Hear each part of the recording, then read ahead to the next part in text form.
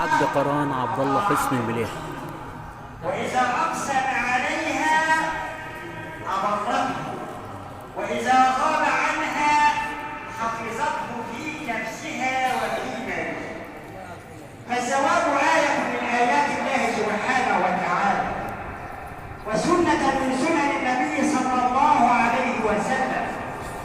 ويقول النبي صلى الله عليه وسلم: تنكح المرأة لأربع، تنكح المرأة لأربع: لمالها وجمالها وحسبها ونسبها ودينها، واصفر بذات الدين تربت يداك.